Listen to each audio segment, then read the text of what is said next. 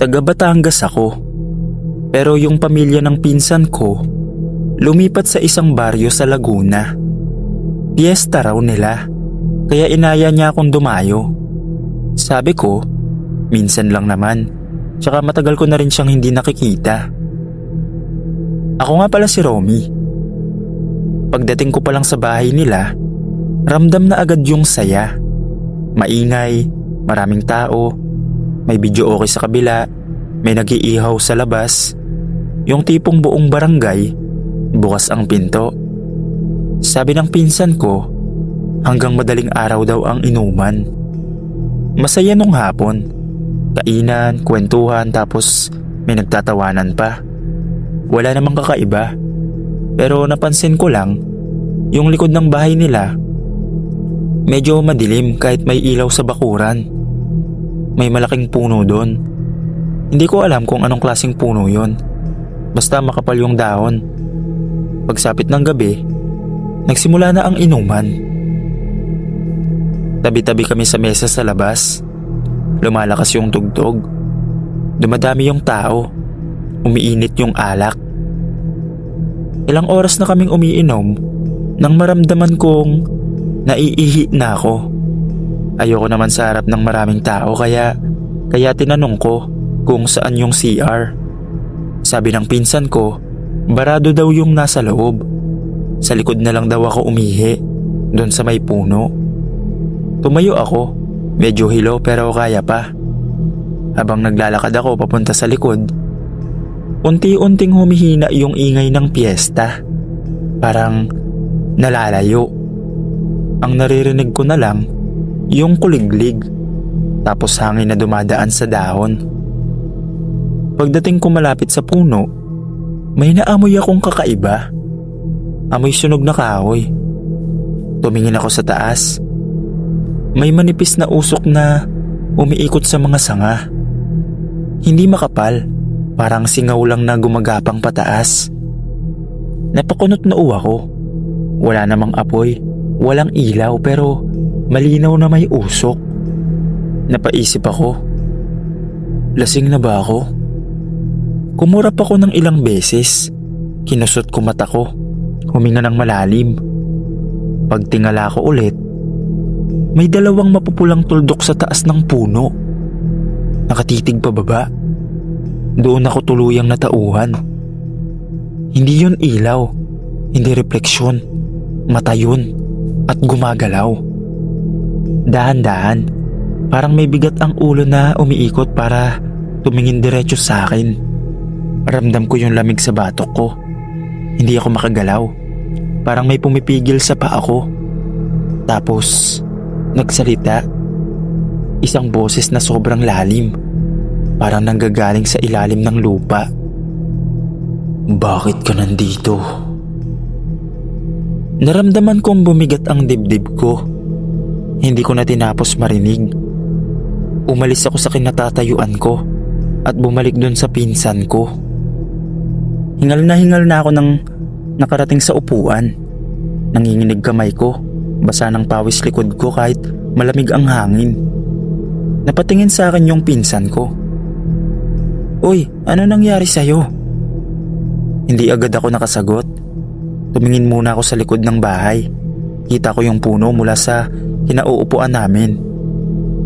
Parang normal na puno lang. Wala na akong makitang usok. Wala rin yung mata.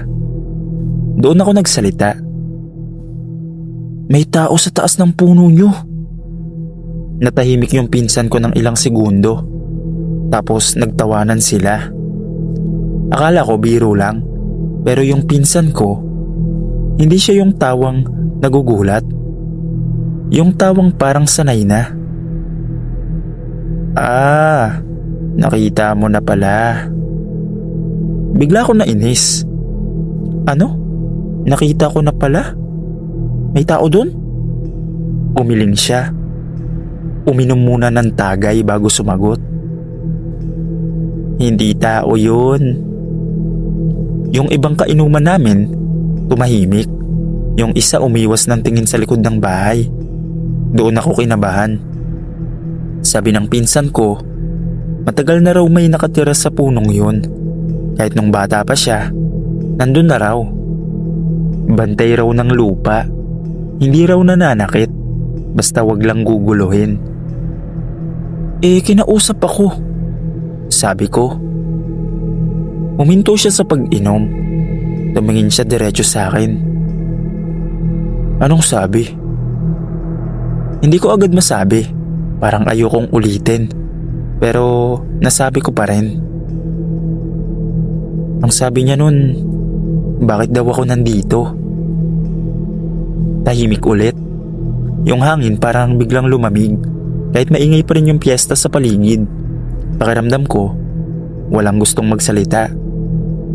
Mahina lang sumagot yung pinsan ko. Hindi ka niya kilala, dayo ka kasi. Gusto kong tumawa. Sabihing niloloko lang nila ako. Pero yung mga mukha nila, seryoso, walang bahid ng biro. Biglang may lumakas na kaluskos sa likod ng bahay. Sabay-sabay kaming napalingon. Yung mga dahon ng puno, gumalaw kahit walang hangin. Malakas. Parang may mabigat na bagay na dumaan mula sa mga sanga. Tapos naamoy ko ulit. Yung amoy sunog na kahoy. Naramdaman ko yung parehong lamig sa batok ko kanina. Yung pakiramdam na may nakatingin sa'yo mula sa itaas. Unti-unting humina yung video okay. Hindi dahil pinatay, kundi dahil isa-isa nang napapansin ng mga tao yung likod ng bahay. Tumayo yung pinsan ko. Hindi siya tumingin sa taas. Yumuko lang siya ng bahagya. Parang may nirerespeto. Pasensya na. May bisita lang. Sabi niya. Tumigil ang kaluskos. Nawala rin yung amoy. Bumalik yung ingay ng piyesta. Parang wala nangyari. Yung iba, nagpatuloy sa inuman na parang normal lang lahat. Ako lang yung nakatulala. Hindi makapaniwala sa nakita at narinig ko.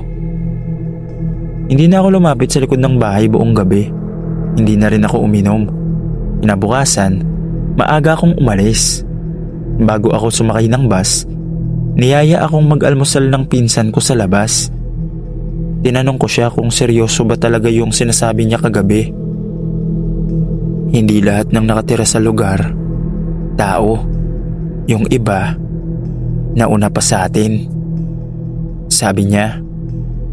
Pag alis ko, hindi ko maiwasang lingunin yung bahay nila. Kita ko yung puno mula sa kalsada. Pero habang nakatingin ako, may manipis na usok na umakyat mula sa mga dahon. Pero hindi ko na pinansin.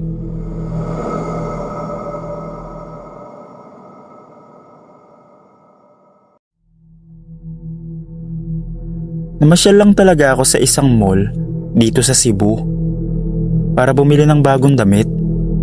Hindi ko nasasabihin kung anong mall yon. Weekend nun, maingay ang paligid, puno ng tao, amoy popcorn at kape sa hallway. Normal na araw, walang kahit anong kaba habang pumapasok ako sa isang clothing store sa second floor. Maliwanag sa loob, puting ilaw na halos masakit sa mata. Malakas ang aircon, yung lamig na kumakapit sa balat. May pop music sa speaker. Masaya ang tono. Pero hindi ko maipaliwanag. Parang may bahagi ng store na mas tahimik. Habang pumipili ako ng damit, napansin ko yung isang babae sa kabilang rack. Simple lang siya. Mahaba ang buhok. Naka-light na damit. Ilang beses kaming nagkasalubong sa pagitan ng racks. Sa bawat galaw niya, napansin kong wala akong marinig na kaluskos ng hanger o yapak ng paa niya. Kahit malakas ang music, dapat may maririnig pa rin. Pero wala. Pinilit kong baliwalain. Inisip ko baka nag-iisip lang ako ng kung ano-ano. Nakapili na ako ng 3 damit at dumiretso sa fitting room. Nasa unahan ko yung babae. Kita ko mismo nang hinawi niya yung kurtina ng isang cubicle at pumasok. Tapos sinara niya. Tapos biglang tumahimik. Umupo ako sa maliit na bench sa labas. Malamig yung upuan sa hita ko. Nag-scroll ako sa phone para magpalipas ng oras. Lumipas ang ilang minuto, napansin kong wala akong narinig mula sa loob. Walang galaw, walang kumakaluskos. Tumingin ako sa kortina, hindi naman gumagalaw. Tinignan ko ang oras, halos 15 minuto na. Sumilip ako sa ilalim ng cubicle. Walang paa, walang anino, walang kahit ano. Nanlamig ako. Sigurado ako sa nakita ko kanina. Pumasok siya. Habang nakatitig ako sa kortina, pakiramdam ko parang mas lumamig ang paligid. Yung music parang humina. Ang naririnig ko na lang yung tibok ng puso ko.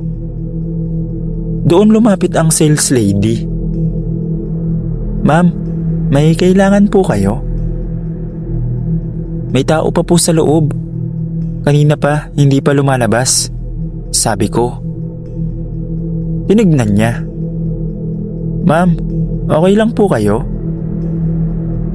Binuksan niya ang kortina. Pero walang tao. Malinis, walang damit, walang bakas na may pumasok. Nakatayo lang ako, nakatitig sa loob. Pilit inuunawa kung paano nangyari yun.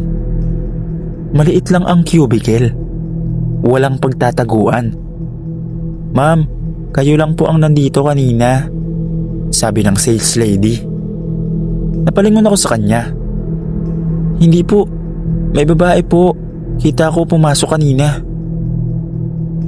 Habang nagsasalita siya, napatingin ako sa salamin sa loob ng cubicle.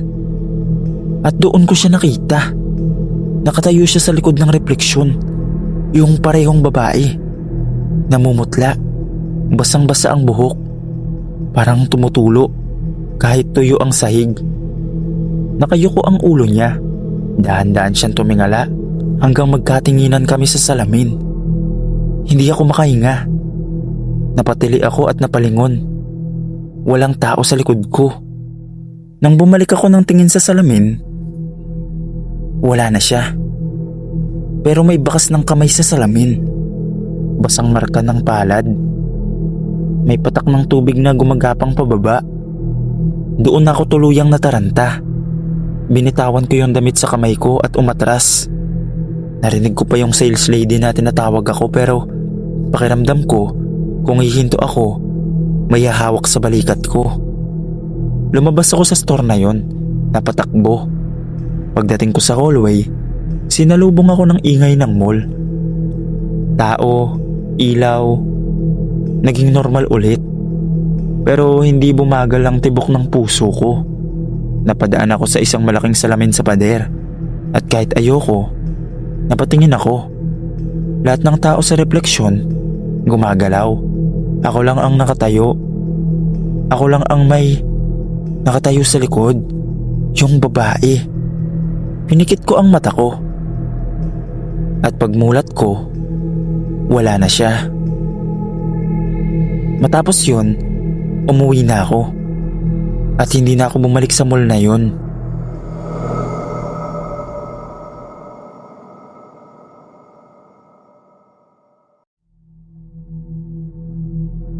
Magandang gabi.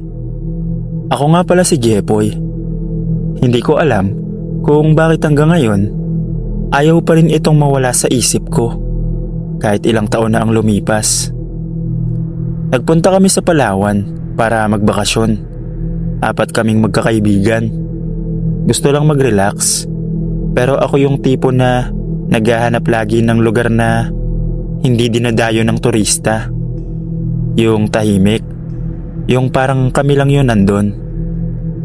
May nakausap kaming bangkero na pumayag kaming ihatid sa isang maliit na isla. Sabi niya, bihira raw may pumunta doon. Nang papalapit na kami, napansin kong walang ibang bangka. Walang kubo. Walang kahit anong senyales na may taong tumira ron.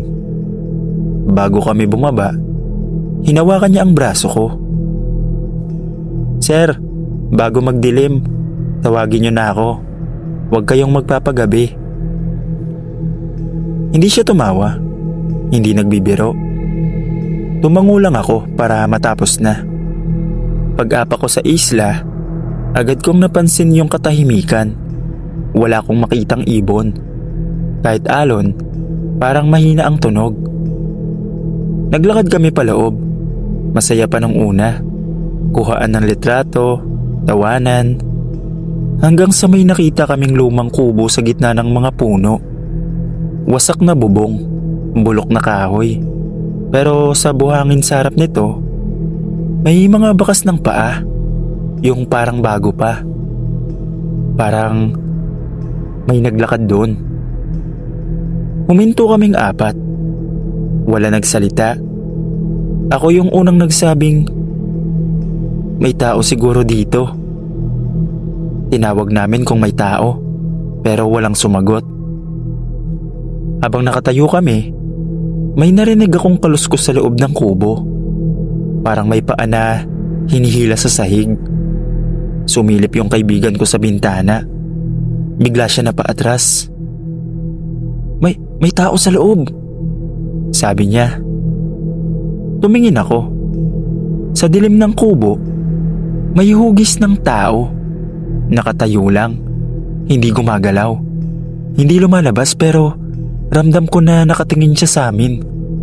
Kahit hindi ko makita ang mukha niya. At doon nagbago ang pakiramdam ng hangin. Biglang bumigat. Parang may pressure sa tenga ko. Parang lumalalim yung katahimikan. Yung isa kong kaibigan, nagsabi ng umalis na daw kami. Walang tumutol.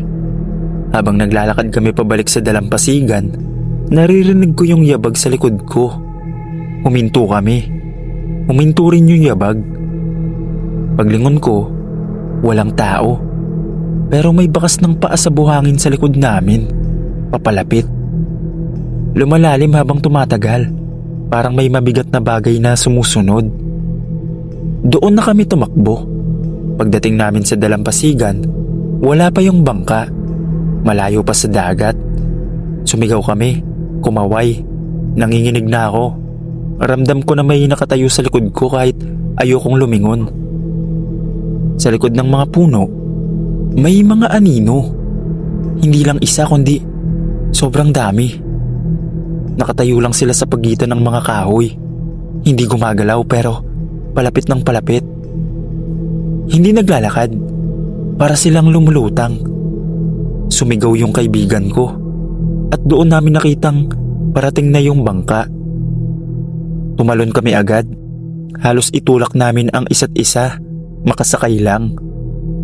At nang makasakay na kami sa bangka, habang papalayo kami, tumingin ako sa isla. Nakatayo sila sa dalampasigan. Nakahanay. Nakatingin sa amin. At sa gitna nila, yung hugis ng tao mula sa kubo. Mas malinaw na pero wala itong muka. Parang guwang na anino na hinulma lang na parang tao. Pagdating namin sa resort, tinanong namin yung bangkero tungkol sa isla. Ayaw niya magsalita nung una pero nung pilitin namin, sinabi niya na matagal na raw walang pumupunta doon. May pamilya raw na tumira doon dati. Lahat sila nawala tapos hindi na nakita. Simula noon, may mga mangingisdang nagsasabing may mga taong nakatayo raw sa isla tuwing dapit hapon. Nakatingin lang sa dagat para naghihintay. Kami naman, hindi na bumalik doon.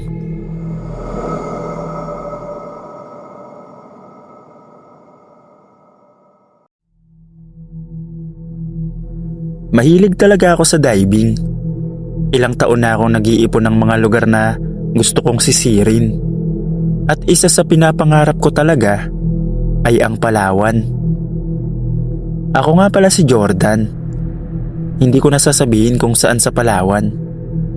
Sabi nila, ibang klase raw ang ilalim ng dagat doon. Malinaw, buhay na buhay ang koral. Parang ibang mundo. Dumating ako ron, mag-isa lang.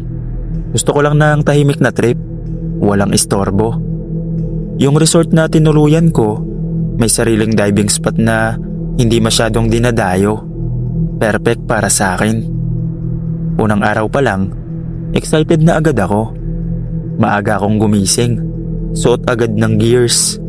Sabi ng guide, safe raw yung area pero wag akong masyadong lalayo. Tumango lang ako, sanay na ako sa ganitong briefing. Paglusong ko sa tubig, agad nag-iba ang mundo. Tahimik, malamig, mabigat ang pakiramdam pero nakaka-relax. Kita ko yung liwanag ng araw na pumapasok sa tubig. Sumasayaw sa paligid. Ang daming isda, ang daming kulay. Para akong lumulutang sa panaginip. Habang lumalalim ako, napansin kong kumukonti ang isda. Yung makukulay na koral, napalitan ng mas madilim na bahagi ng dagat. Hindi naman ako sobrang lalim. Sakto lang. Pero biglang parang naging malamig yung tubig. Yung tipong hindi normal. Huminto ako saglit. Lumingon sa paligid. Doon ko napansin na parang masyadong tahimik. Kahit sa ilalim ng dagat, may galaw dapat. Mga isdang dumadaan. Alo na mararamdaman mo. Pero wala. At doon ko siya nakita. Sa gilid ng paningin ko muna. May hugis na gumalaw sa likod ng bato. Akala ko malaking isda. Lumapit ako ng konti. Mabagal ang galaw ko para hindi matakot. Tapos sumilip siya. Hanggang ngayon, hindi ko makalimutan yung muka. Parang tao pero yung balat, maputla. Parang bangkay na matagal nang nasa tubig. Yung buhok, buhaghag, nakalutang sa paligid ng ulo niya na parang lumot. Pero yung muka, Diyos ko, baloktot ang panga. Masyadong malaki ang bibig. At yung mga mata, sobrang laki. Puting-puti. Nakatingin siya sa akin. Hindi kumukurap. Hindi rin gumagalaw. Para kami nagyelo parehas sa ilalim. Tapos ngumiti siya. Yung bibig niya, bumuka ng sobrang laki na parang mapupunit ang gilid ng muka. Kita ko yung mga ngipin. Pino, marami, parang sa isda. Doon ako nataranta. Napaatras ako. Sa isang iglap, lumangoy siya papunta sa dilim. Ang bilis tapos nawala. Pero ramdam ko na nandyan pa rin siya. Hindi ko na inisip kung ano siya. Hindi ko na tinapos ang dive. Diretso akong umahon. Halos sumakit yung tenga ko sa bilis ng pag-akyat ko. Pag alis ko sa tubig, hingal na hingal ako. Nanginginig pa ako. Tinulungan ako ng guide umakyat sa bangka. Tinanong niya kung okay lang ako. Hindi ako makapagsalita agad. Nang sa wakas nakausap ko siya, sinabi ko kung ano yung nakita ko. Hindi siya natawa. Hindi rin siya nagulat. Tapos ang sabi niya, may mga lugar sa dagat na hindi para sa tao. Matapos yun, medyo naglaylo ako sa pagdadive. Pero dahil hobby ko nga, ginagawa ko pa rin naman. Pero hanggang ngayon, hindi ko pa rin makalimutan yung nakita ko nung araw na yun.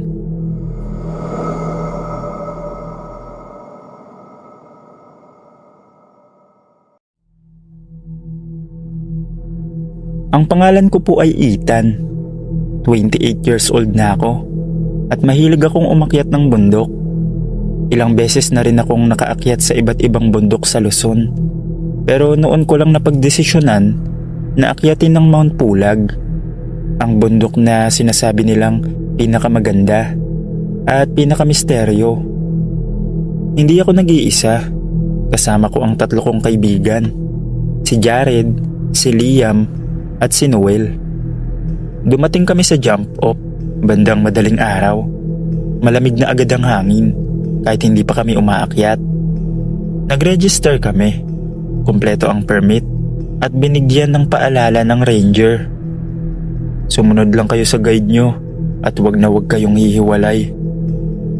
May naka-assign na sana kaming guide pero sinabi ng ranger na may kaunting delay. Habang naghihintay, may biglang lumapit sa amin na matandang lalaki. Payat, kulubot ang muka, nakalumang jacket at may tungkod na kahoy. Ngumiti siya sa amin.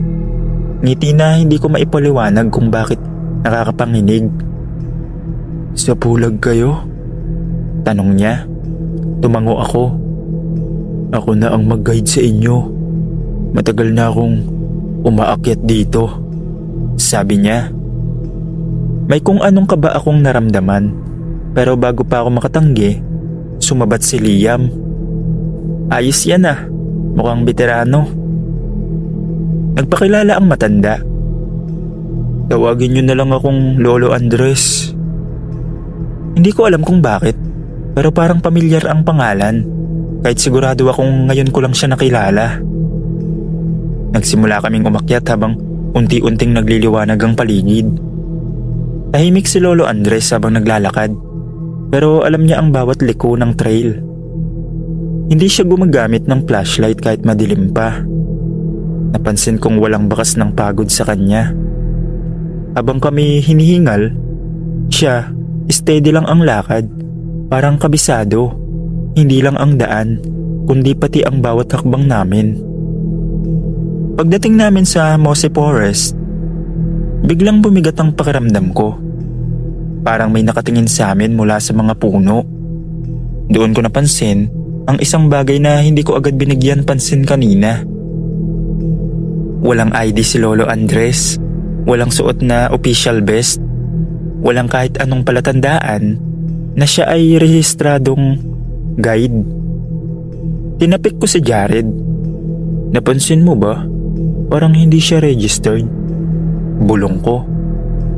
Bago pa siya makasagot, biglang huminto si Lolo Andres at dahan-dahan nagsalita kahit hindi kami maingay. "Huwag kang mag-alala, iho. Matagal na akong kilala ng bundok na to," sabi niya. Hindi ko matandaan na sinabi ko ng malakas ang tanong ko. Nagkatinginan kami magkakaibigan at doon ko unang napansin, wala kaming naririnig na kahit anong hayop. Walang ibon. Tanging tunog lang ng mga paa namin at ang tungkod ni Lolo Andres na tumatama sa lupa. At sa bawat tunog ng tungkod niya, lalo akong kinakabahan.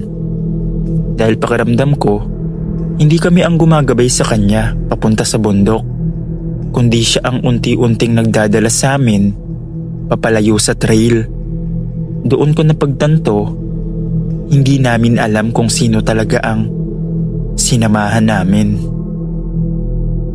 Habang palalim kami ng palalim sa Mose Forest, doon ko napansin na wala kaming nakakasalubong na ibang hikers. Dati, kahit papano, may maririnig kang yabag o boses sa malayo. Ngayon wala, parang kami na lang ang natira sa buong bundok.